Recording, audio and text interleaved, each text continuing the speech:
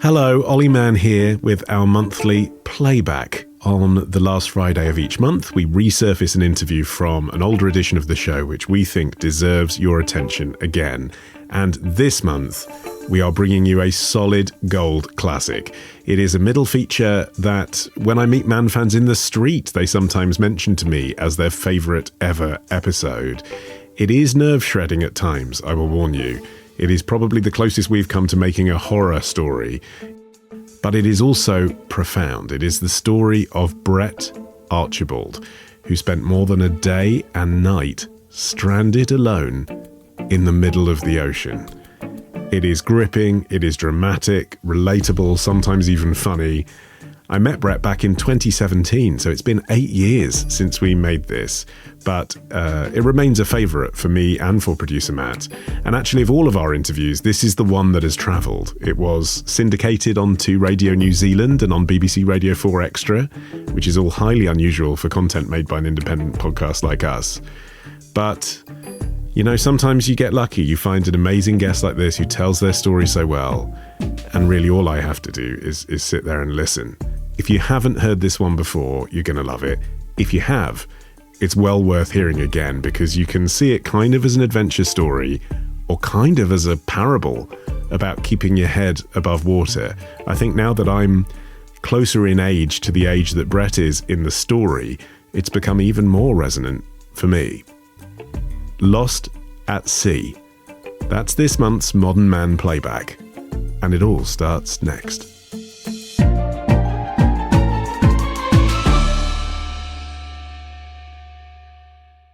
Now, when was the last time you took a holiday with your friends? As you get older, it gets harder, doesn't it? I've a couple of mates from school that I only see around Christmas, and basically we have to diarise that a year in advance. South African Brett Archibald was a high-flying global executive. Living in London, though, meant he didn't often get to see his school friends. So once a year, he and his mates would fly in from wherever they'd ended up working in the world, New York, Hong Kong, Cape Town, and they'd meet up in some exotic location for a boys' trip, usually involving boats, because growing up in Durban, they'd all been surfers in their youth. They wanted to relive their teenage years. And in 2013, Brett and his friends turned 50. So for the big 5-0, they decided to head to the Mentawai Islands in Indonesia, hire a boat, and surf the wildest waves in the world. But first, they had to get there. We all flew into a place, into the capital of Indonesia called Jakarta, got stuffed into a little roadside pub, 42 degrees heat, Indonesia. Eventually got on the boat. They took us to the boat at about 4 p.m., unpacked all our gear, waiting to set sail, and we set sail, and it was as we went down the river into the ocean, the storm came. 5 other boats had headed out that evening. 4 of them went back. They were all skippered by international skippers. They realized the storm was going to be too severe, and our boat just kept going because the skipper spoke no English. It was Pigden English, broken English. He called us all Mr. Brett, Mr. Mark, Mr. John, and that was his summation of English. You know, he knew the word Mr. and he worked out your name, and that was it. We didn't get a safety briefing. I actually did my own little circuit to find out where the life jackets were. They were locked in a cupboard in the front of the boat, in the front part of the bow, locked in a cupboard. And I should have insisted on a whole lot of things. We all should have, but we didn't. You know, we were so relaxed with it. Of the 10 crossings we had done, 5 trips I'd done, we had seen some really rough seas, and we'd also had it like sailing on Hyde Park Lake. You know, it just calm as flat as a duck pond. But this one wasn't one of those. One of the worst storms in 35 years in that part of the world, and it just came out of nowhere. Just a proper tropical thunderstorm. What did that feel like when you were on the boat? Horrific. We had a really good time sitting on the deck while we sailed down the river into the ocean. We ended up having takeout pizza. Don't eat takeout pizza in Indonesia ever. You have nasi goreng or noodles, but not takeout pizza. These pizzas, I'll never forget it. I still can see those pizzas. I can still smell them. They were calzone. When they cut them open, the smell. And I remember saying to my mates, this is water buffalo, and has been out in the sun for many days. But anyway, we were so hungry.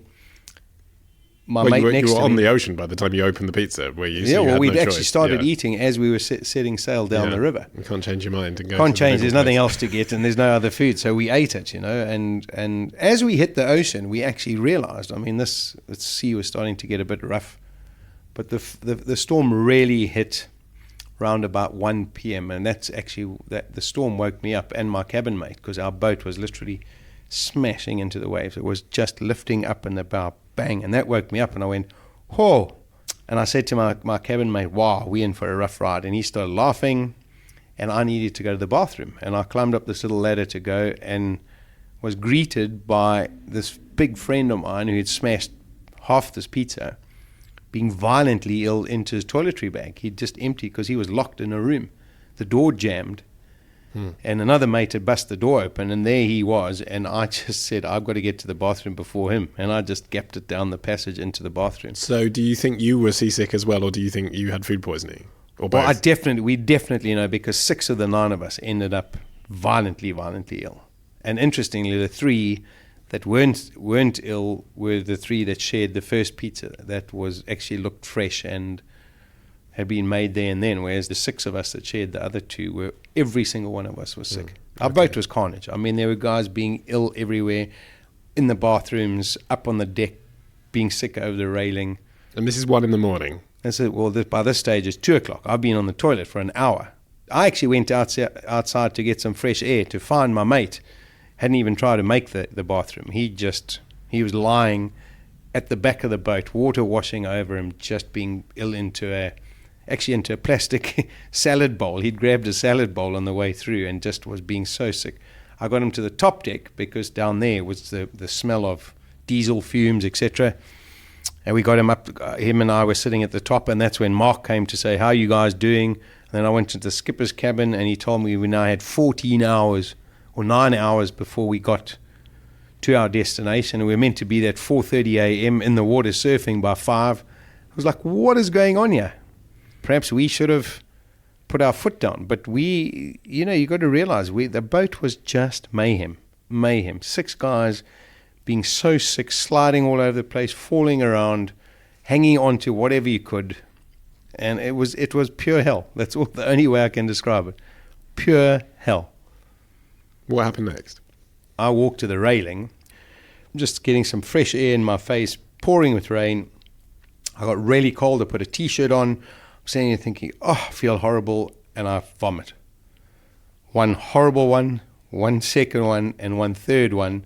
And I remember the third time I vomited, I thought, I just got this pain up my spine into the back of my head. And I thought, if I vomit like that again, I'm going to black out. And the next thing, I was in a dream. I was a kid. I was in a washing machine. I was being tumbled around. I thought, what a cool experience. Like, why do we do this as kids? Like, in a washing machine, tumbling around, all this foam. And then my dream morphed from me being in a washing machine to my friends flicking water on my face saying, "Wake up, Brett, we're there. Let's go surfing." And I remember shouting them, "Don't wet my bed. I've got no portholes. My linen's going to be all damp and wet for the rest of the trip." And I wiped the water from my eyes, and I looked up, and I was in the middle of the ocean, and my boat was 100 meters in front of me. I saw the lights burning. I saw Benoit lying there. I saw the little guard who was meant to be on night duty, fast asleep. And you saw him drifting off into the distance. And I just saw them sail away until I couldn't see them anymore.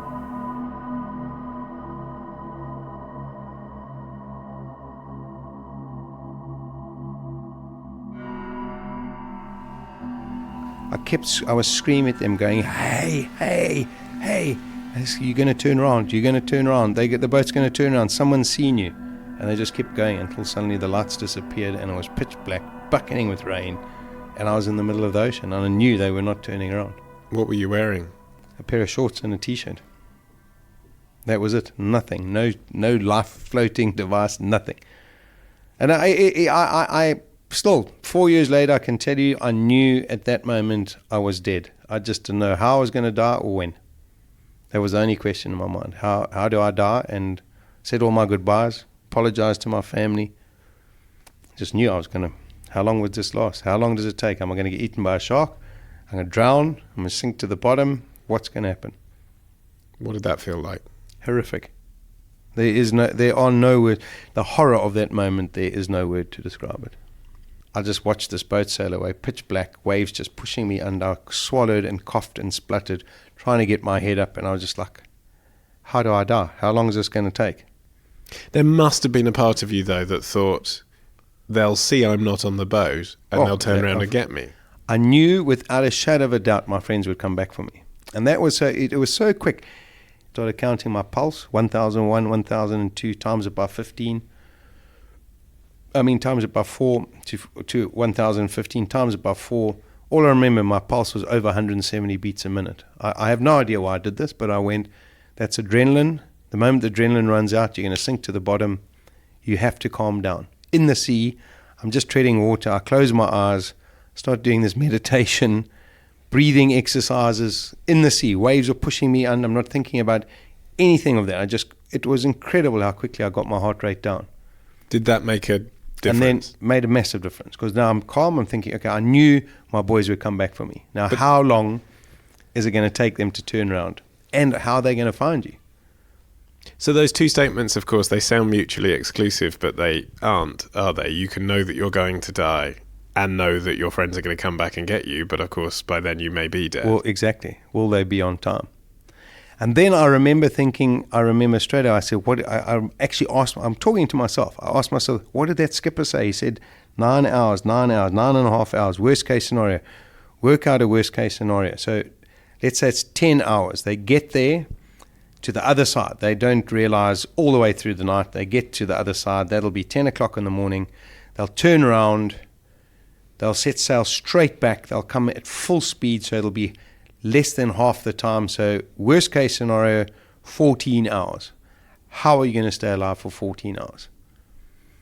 And, it's so, our minds, human being mind is such an incredible machine. It was going at 1 million. It was like a computer. The one thing, plastic bags. The Indonesian Sea is actually quite filthy. They throw everything in the water. We've seen a fridge before. We nearly hit a fridge in our boat. I'm thinking, I've got to find a fridge because it floats. I can climb in the fridge. It must have beer in it too. I've got a very macabre sense of humor. It's got to be beer, and I can drink beer and I'll wait, and my guys will come back for me. I was convinced I'd find a plastic bag. What can I do? Blow it up, tie a knot in it, put it in my T-shirt. Flotation device. To be clear then, so you have to keep paddling your arms and your legs. I'm swimming. I just did a breaststroke. I pulled my arms, kicked my legs. I never swam to get anywhere. I just swam to keep my head above water, see a wave coming, take a breath and go under. Because at first I was just treading water. I couldn't see a wave coming from behind me. It would smash down on me, push me under. I'd cough, splut. I found myself swallowing so much water. And there is nothing worse than swallowing seawater after mouthful of seawater after mouthful of seawater.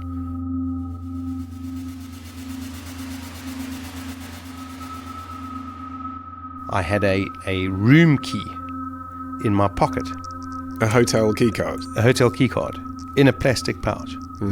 And when I was just I don't know why, I was patting my pockets, pulled this key card out, pulled it out the plastic pouch, looked at it, thought, okay, this is brilliant. It was the thoughts of a crazed man. Tomorrow, when the sun comes out, there are going to be helicopters, there are going to be airplanes. The sun's going to come out. I can take the key card, I can reflect it off the sun, bounce it into the pilot's eyes, and they'll find me. I was thinking of that movie with Tom Hanks, Castaway. He had his little Wilson, the little football or the volleyball. This card was my Wilson. I actually said, this is my Wilson. This is going to save my life.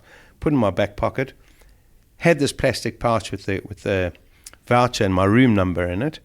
Threw it in front of me. Can't do anything with that. In front of my eyes, it just went whew, and I suddenly realized current. And I didn't know at the time, when you're floating in a current, because your head and shoulders and your upper body are the heaviest part of your body, you will always face into the current. This current was traveling at 2.5 kilometers per hour, cruising along in the ocean. That's how powerful this current was. So although I wasn't swimming, I was facing into the current, and that's why I got tired so quickly. I forgot about the card. That little piece of plastic with the paper, and it became my Wilson. I swam after that thing and grabbed it, and suddenly I knew which way the current was going. I had a bearing through the piece of paper, and I went in that direction. I knew the current led to shore. I knew where I still was. I was 100 kilometers out to sea. There was no ways the current was going to take me to shore. But at least my mates would be coming back. The faster I went on that current, the closer I would be to them by the time they came back. So it was all good going in that direction. So you made it through the night like that. I was very fortunate. The next day, the sun rose, but it was a very cloudy day, and the sun never burst through the clouds. So it never became a full sunny day. I would never have lost that whole day. But you must have been dehydrated. You'd already been vomiting 3 times. I'd vomited way more than that. I'd been vomiting for 45 minutes and on the toilet. Both sides, just a horrible, horrible experience. So I've fallen overboard. I've got no food in me, no liquid in me. I'm completely dehydrated. I'm swallowing salt water. This is how weird we had 4 massive downpours of rain. I managed to lift my head up, make it like a little bucket with my hands, and I remember getting, a tropical storm. The raindrops are like this big over there. It was so interesting. The raindrops were so sore on my bald head, I took my T-shirt off and tied it around my head to stop the pain of the raindrops. Wow. Okay, so you were able to catch some rain and drink it. I was catching rain and drinking, and I had that 4 times. I was very fortunate to work with a sports scientist back in South Africa, a guy called Professor Noakes. When I was telling him about it, he said that's one of the things that really helped me, because if I just, even though it was a little bit, it's amazing what the human body can survive on. But I managed to get those drops of water down. I remember the taste. I tell you what, it was nectar of the gods. It was the sweetest, most insane tasting stuff I'd ever drunk in my life.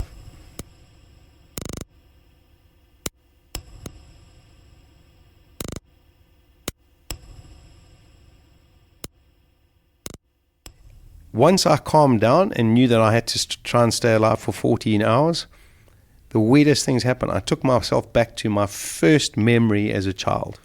The first person I ever remember talking to. And that, by my family, was my nursery school teacher. And I started talking to her, and I went through every single person I'd ever met in my life that I could remember. Why? To have a conversation with them, to take my mind off where I was. Interestingly, I had 3 people in my life that I really despised, and I focused on them quite a lot. I suddenly realized, you know what, I've utilized so much of my own personal energy despising those people for so long. What was that for? I'm going to die today, and I've wasted that period of my life worrying about those people. What a stupid thing. And I just let it go there. And that was almost like getting balloons put underneath me. I felt like I was on a magic carpet ride after I let that go. Started singing songs. I'm singing songs to myself. I'm laughing in the sea, swimming along, having a complete blast. It was absolutely bizarre. It was probably late afternoon. The sea had calmed down to just these big, gentle rollers. I was drifting over them.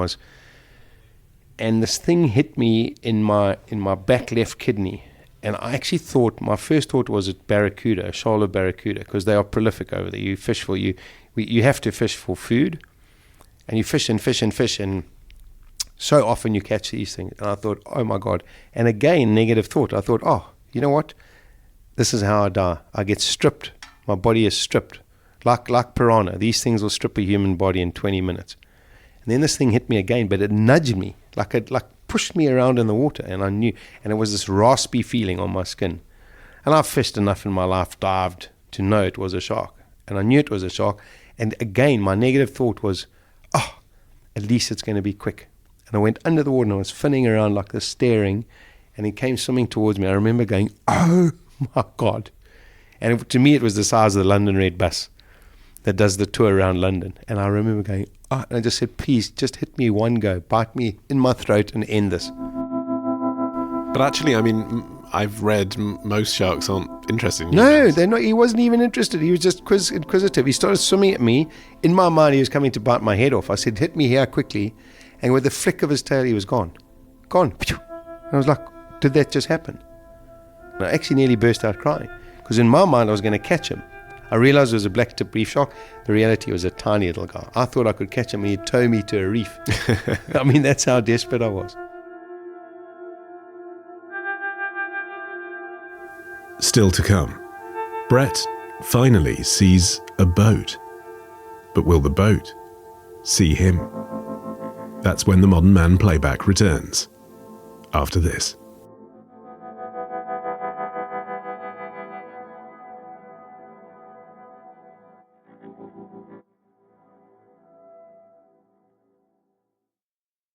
I'm swimming along. I know my mates are coming back. I'm focusing. Seas calmed down a bit. The storms have calmed down a bit. I see a boat coming. I'm rubbing my eyes. I'm going, this is not true. It can't be true. Boat coming closer, closer, closer. It stops. Double the length of this room away. It's my boat. I can see my mates on it. I'm thinking, what a clever skipper. They're going to come and take me. He hasn't brought the boat right up next to me. It's a 65-foot boat. He'll run over me. He's being a very conscientious, cautious skipper. They're going to put the tender boat in the water, come around, pick me up. I'm going to be back on that boat drinking beer with my mates. I'm waving. I'm screaming. 2 of them are looking directly at me, but I can't understand why their heads are bowed. I found out afterwards the rain's coming from behind me, so I've got clear vision. The rain's going straight into their eyes. There's all this action at the back of the boat. I didn't know at the time, but I think they're all getting ready to come pick me up. They had seen a piece of polystyrene on the other side of the boat, on the port side, probably the length of a couch, human being length, floating just below the surface of the water. They thought it was my dead body. So they waited until the current brought it up next to the boat. So the boat is now sitting idling. 2 guys are looking out to sea. I think they're looking straight at me. Their peripheral vision is only just down because the rain's paneling into their eyes. The rest of the guys are running around waiting for this dead body to come. They get a gaff, they pull it next to the boat, they realize it's polystyrene. The skipper runs back to the helm, puts the boat into gear. I see these 2 puffs of black smoke, and my boat sails away again for the second time. I thought I'd had a meltdown the first time I saw my boat. I knew when they came back, they were the only boat coming back for me, and they sailed away again. I mean, you must have been screaming at them. Screaming. Mate, I wasn't screaming. I was hysterical. I was making so much noise. I was putting my head down. I was swimming at the boat. The current was just too strong. It took me from the front of the boat. When they first stopped, the boat was kind of over there. I was in line with the bow of the boat. Then the current took me. Suddenly I'm at the middle of the boat. Suddenly I'm at the back of the boat. All this activity, but they're not coming to get me. And then they start up and sail away. And I'm like, there's no way. There is no way this is happening to me. I put my head down and I swim at that boat with everything. I lift my head. I haven't even moved 2 meters towards that boat. The current's just taking me away. And they sail away. And then I saw, it was the weirdest thing. I see this. We had a massive downpour of water. I remember getting a lot of water in my mouth, doing my little bucket thing with my hands. The clouds stop. The sky clears up. This plume of water comes up. And in it I see the Virgin Mary. Beautiful. Beautiful. Her hands are like this. Her head's bowed. But she's made of Meccano set. Now, you're probably too young to remember Meccano set. When I grew up, we didn't have Lego. No Lego. We had Meccano set. And it's bright mauve, purple color in this cloud. And I'm looking at this and I'm going, what is this? I knew it wasn't real. Did you think that was the moment you were dying? Yeah. So I think my question's on my head going, so this is it. This is what I see before I die. I'm going to die right now. And I'm seeing the Virgin Mary. What is the message? Asking myself all these questions. Poof, it disappears. But below it, I see a boy. A water boy. One of those big ones. As you're coming into Plymouth Harbour, you'll see big, bright red boy. I mean, I've never seen a red one. I've only seen big black ones and yellow and black ones. But this one was bright red. Had a light on it. Yellow light going round and round. And had a bell. And this bell was clanging, and I saw this thing, and I knew I could swim there. And I could climb on that thing, and MacGyver was going to kick in. Because every boy's got a beacon on it, I'm going to dismantle the beacon. I'm going to do Morse code, and I'm going to be rescued. And I swam, and I swam, and I swam. And this boy was there, and the bell was going, the light, and it got closer and closer. But it was a long time. Swimming. Eventually, I got so close, and I was getting exhausted. And I thought, just put your head down and swim. And I put my head down and swam with everything I've got, lifted my head, and there was nothing there. Was there a part of you that thought this must be a hallucination, though? No, I knew. Then I knew. And you should have heard the language I used in the water. That was so real. And then I realized you're actually hallucinating. I saw 1634 Dutch East India boat. I saw these little kids paddling up to me saying, Mister, we come rescue you. Tim Noakes, the professor I worked with, explained to me that I was falling asleep in the water. All these things. The little boat with the boy, as I went to grab the boy, as I went to grab the little boat, as I went to grab the big sailboat. all those things, I actually was hallucinating, but drifting off. I mean, it's milliseconds, but the action of going to grab those things made me cough, splutter, and I woke up and there's nothing there. Was there a moment where you thought, instead of fighting this, just let it be? Just let it be. Yeah, I did. So I'd gone through the whole day. I don't know how daytime morphed into nighttime. It suddenly became nighttime. I'd been stung by blue bottles or Portuguese man of war. Another thing that got me. I mean, it was so sore. I welcomed it. This is how I died. I got stung by jellyfish. They were all over. I thought of taking jellyfish and putting them on my head, down my throat, killing myself with jellyfish. But our will to why? Just because that would be better than knowing just be you're better drowning? just better than I just had nothing left. But then when I got stung by them, it made me so angry, and I was like, stuff you, I'm going to show you, you're not putting me down. I was picking these things up and throwing them. I remember the plop, plop, plop, plop around me as they fell back into the sea. Suddenly I was through them, but I was on fire, my throat, my neck. But I was so angry that you're not going to put me down. I will show you. And I'm swimming along, singing my songs. I mean, it was the weirdest thing. I suddenly saw my boat again. But I knew it wasn't real. I knew it was a complete hallucination. But each of my friends, so I was looking at the boat at the back, and there was a deck, and each of my mates stepped through this gap in the boat onto the bottom deck and put their hands out. And I swam to them, and I went to grab their hands, and every time I did that, there was nothing there. And I coughed, spluttered, woke up. So I think I was falling asleep. In my mind, I'm hallucinating. I'm seeing my mates. I'm going to grab, cough, splutter. There's nothing there. And I went through all of them. And my last mate who stepped down, he put his hand down. I remembered I didn't even reach for his hand. I looked at him and said, "You're not here to rescue me. You're here to say goodbye." And he just nodded. And I just let go. And it was the most peaceful moment of that entire time. I said all my goodbyes to my family again, to my wife, to my kids, my mum. I was just going down. And the most interesting thing happened. My ears started getting sore. I'm like, your ears, because now you're going down the pressure. I don't know, you know when you go deep down in water. My ears are getting sore, and I'm thinking, Brett, I was so welcoming of this. It's finally all over. And it was so peaceful. And I was even thinking, do I breathe in water and I just slip into unconsciousness and sink to the bottom? What happens now? And my ears are getting sore. And suddenly go, what are you doing? You're worrying about your ears and you're just accepting death. And then I just go, you stupid, fight. And I remember kicking, spluttering, coughing, coming up. And like day had morphed into night had morphed into day. It was now the next morning, and it was the daytime. Next morning. So the next day. By this point, you'd been in for 30 hours or so. Yeah. Sheesh. When it's now daytime, I look around, I can see land for the first time. I turn around to start swimming, I see a boat. I see an Indonesian fishing boat. And I'm like, I'm rescued. I can swim there, I can get there.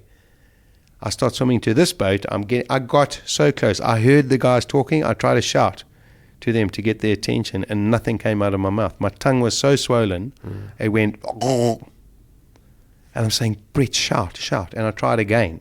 Nothing came out of my mouth. Just my tongue stuck to my palate, stuck. So I think, okay, just swim. You can get to that boat. And my macabre sense of humor, they all fish with hand line. I think, how funny is this going to be? I'm going to swim up to this little guy. I'm going to go under the water. I'm going to grab his line, and I'm going to yank it. And he's going to think he's caught the biggest fish in the main towers. And he's going to pull it up, and here's going to be this little white shriveled mlungu going, and I'm going to go, hello, guys. And I got so close to this boat. I saw these guys walking around. I tried to shout again, and next minute I heard like a tractor. I saw this belch of smoke come out their little exhaust, which is in the middle of their boat, and they sailed away. Oh. And I went, no. And I'm not proud of this. I mean, it's the worst part of this whole story. At that moment, I made a conscious decision to end my life. I was starting to cramp. I put so much effort in getting to this boat, and my hands were going into claws, and I couldn't make them straight, and without them straight, I couldn't swim. Swimming like with fists, I just kept going under. And I made a conscious effort to end my life. And I tried to put my face in the water and fill my lungs with water, and I couldn't. And I actually swam down, and I was lying on my back, and I'll never forget that. Looking up was the most beautiful day. The sea was calm, and I just opened my lungs, and I opened my mouth, and I just breathed. And I filled my lungs with water. And we can actually breathe water. If it gets you past your gag reflex, you can actually get the water down into your lungs. And I breathed out again. And I remember reading or Nita telling me a story about this guy had fallen and nearly drowned. And he was rescued, and how amazingly peaceful it was. Let me tell you, there's nothing peaceful about drowning. It is because our will to survive. I breathed again.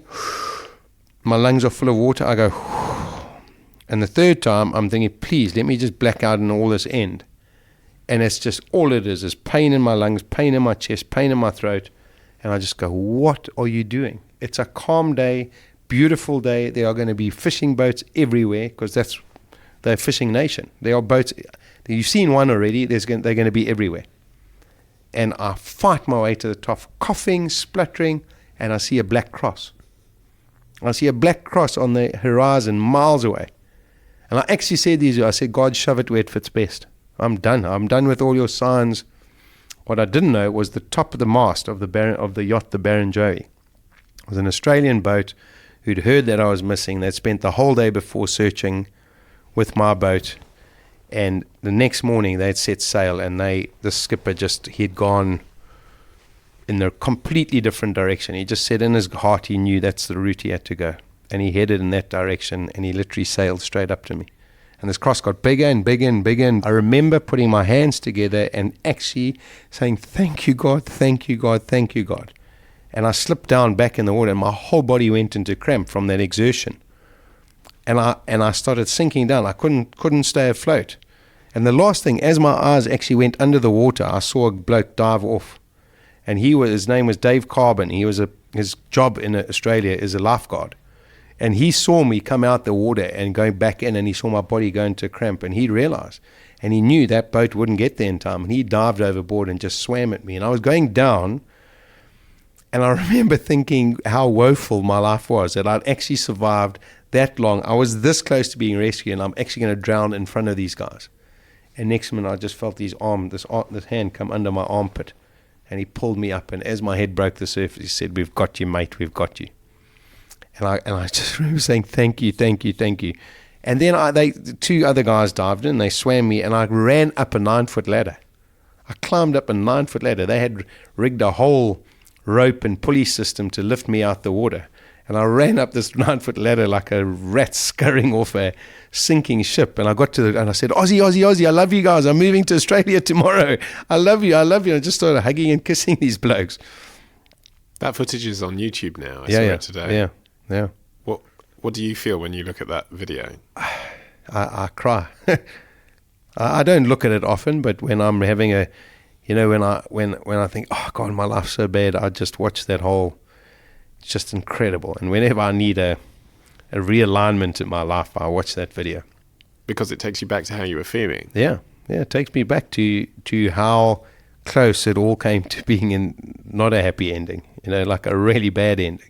But you must have been so physically exhausted, and yet I was. There are pictures. I mean, my skin. You could literally just pull the skin off my fingers like you would off a pork sausage, like off a banger. Just my nose. I'd been pecked by seagulls. My nose had a massive hole in it. I was burnt to a cinder. My skin, the back of my legs were completely raw flesh, because I had this pair of board shorts on and the seam.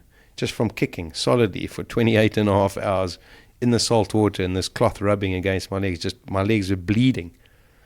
It took 7 hours for my boat to get to the Australian boat. That's how far apart they were.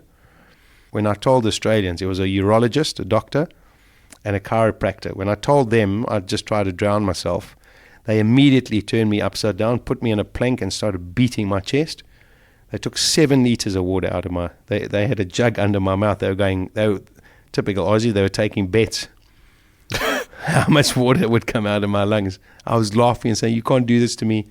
They got all that water out of my lungs. I've spoken to the National Sea Rescue Institute. Number one cause of deaths in near drownings is the guys actually drown afterwards from secondary drowning. You drown in your own lungs. They got the water out of me. My blood pressure was 64/48. The urologist, he was trying to take my blood and my pulse and all that, and I just saw his eyes go big and big, and I said, "What's wrong, doc?" He said, "I can't find a pulse." They picked me up and carried me downstairs into the galley put me on a bench, put a blood pressure thing on me, and his eyes were getting big and big, and he was saying, guys, we've got a problem here, we're going to lose him. And he gave me warm water to drink. And I'm like, with salt in it. I've been drinking salt water for the last 29 hours. Give me a Coke. He said, if I give you anything else, you'll be dead. And they eased my body through. He said, your body will just go into shock. I mean, I know then you didn't know that there'd been a Facebook campaign to look for you. I had no idea. No idea. And you didn't know you were in the news. No. But you still must have thought, my wife must know that I'm missing. What am I going to say to her? Oh, yeah. My blokes, when they got to the other side and they realized I was missing, they had this whole debate whether they should tell her. And they were actually, some of them said, no, let's not tell her. Let's go and find him first. We'll either find his body or we'll find him. And then we can phone her and tell her. And then they all had this fight amongst themselves. And then they phoned one of the mates' wives and said, you have to go and tell Anita. And they went and knocked on her. This other lady, Louise, went and knocked on Anita's door. And I was very fortunate. The Australian boat got Anita on the phone, on their satellite phone immediately. And I had a long, long conversation with her. But then I told her, as I finished the conversation, I said, I'm actually not coming home. I'm staying on to finish the surf trip. What? And she was like, what are you talking about? And I said, I'm staying here for 2 weeks. Is that what you did? Yeah, I stayed. I surfed the next day for 8 hours. I was in the water. Why? 7 hours, I sit on their boat. I just started writing. And I filled this entire book up.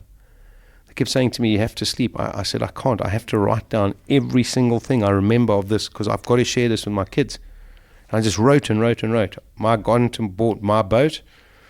We spent some time with Australian guys, sailed away, had a dinner that night. I crashed by 7 o'clock. In fact, our entire boat was fast asleep. I have no idea. I'd now been awake for 96 hours. I fell asleep for 5 hours. I woke up, it was midnight, and I got up, and our boat was like a morgue. And I went to sit where I'd fallen.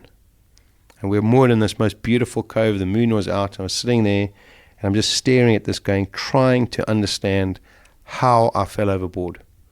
My brain was frying. I could not contemplate that I'd gone through this and I'd survived. And I could not come back to normal life. I had to find these answers in my head. So I'm sitting there, I actually just started crying. I'm staring at this thing, I'm sobbing. This little brown arm comes out, and it's the skipper of our boat. And we sat there in the most companionable silence I've ever had in my life. I felt his tears running down my back. I was just sobbing and sobbing and sobbing, and then the sun started coming up, and I said, Skipper, you've got to put me back in the sea. And he said, no, Mr. Brett, I never put you back. I tie you to boat. I said, you have to put me in the ocean. And I can tell you, if I hadn't done that, and if I hadn't stayed on, I would never have gone in the ocean again, ever in my life. I knew at that moment. And if I'd never gone in the ocean, then I don't want to be alive, because it is my happy place. So I had to go back in there. And I remember, fortunately, 2 of my mates were awake. The 3 of us went out to sea, into the wave break. I threw my board away and I dived overboard, and my brain nearly frizzled. It was actually imploding. I remember just screaming under the water and just curling myself in a ball. And people ask me if I don't have nightmares, but I feel. And the one thing I feel was that water all around my face at that moment. And I just knew. And I just curled myself in a ball. And I just started sinking down, down, down. And until my brain calmed down, I didn't move. And then I knew I could face my worst fears. And I swam back to the top, got on my board, and I spent 8 hours in the ocean the next day. And then I just surfed. Do you still have the key card? I do. I have it in my back pocket. Do you still feel a connection with it? I think I always feel a connection with it. It was my little, not the card actually, the piece of plastic. That was my connection. But the card is always a wry smile. I look at it and go, you thought this was going to save your life. How was that ever going to reflect anything? But in my mind, it was going to bounce the sun off into the pilot's eyes, and they're going to come rescue me. Brett Archibald. Told you it was a good interview. You can find out more about Brett at brettarchibald.com. And he has a book out too. It's called Alone. I've also put a link to that YouTube video of the moment he was rescued in the show notes of this episode. It is well worth a look. That is it from us. If there's an interview from the Modern Man archive that you'd like to hear again, then request it via the feedback form on our website, modernmanwith2ns.co.uk, and click feedback. And while you're there, please donate to the show. We are an independent podcast. We are funded by listeners like you. Until next time, I've been Olly Mann, the producer, Matt Hill, and we'll be back with something new on the 10th of March.